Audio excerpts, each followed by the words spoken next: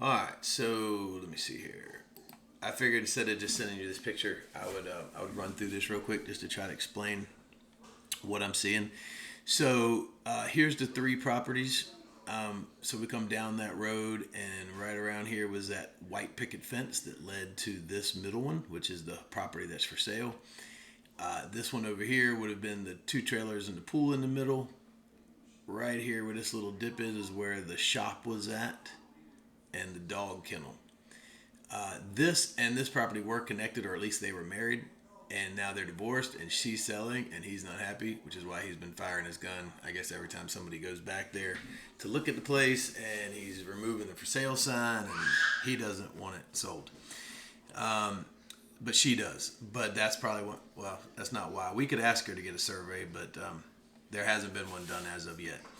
Now, what we did, we walked down this line here. What I'm thinking is this is a cleared area that we saw that had dirt, and the other one probably was in both of these two fields, is what I'm thinking. So we walked all the way back to that ditch, which is here, right to this point, which is right to the train tracks. On this side, this is your property right there. Redgate Farm. It's right at the end of that trail right there. So this is you, and this is that property. Problem is, where's it at? Let me zoom in a little bit.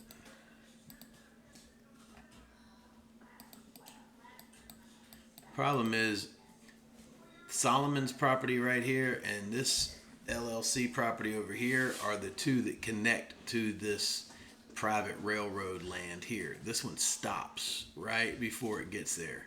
So here's your Redgate land. Here's the line for that land. They don't connect. Now, could you talk to, let's see, what's his name? William Sullivan, and maybe him sell you just this little chunk and just tell him you just want to be able to hop over to your land right there and build a trail for a four-wheeler, or build a road so you can hop from one to the other. But he's going to be, I think, the key to that. Or this LLC, you could buy that little chunk and swing in that way. So you got two chances where you might could buy a little sliver of land and get that hop across. Now you can pay to get a survey. We could go back there and we could follow this ditch, which pretty much follows the line. We're not going to, it'd be kind of hard to know exactly where it stops. There may be a marker there, but I kind of doubt it. So probably the next best couple steps, maybe to call Mr. Sullivan, maybe to get in touch with Oakland LLC, who owns the other one. See if they'd be interested in selling you a little sliver so you could hop over if that's important. Then would be to get this thing under contract, maybe at 225 or 250, and then to go ahead and get a survey done. Once the survey's done, I don't mind knocking on these people's doors and these people's doors and saying, hey, look, we've marked everything. We want to make sure y'all don't have a problem with it because we're about to close and build a giant fence around this thing or whatever. So those would kind of be the next steps. But this is the property.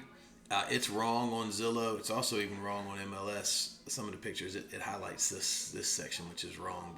But this is the piece of 5 acres. So just wanted to run you through that instead of just sending you a picture. That's kind of what I'm seeing. Okie doke. I will talk to you soon. See ya.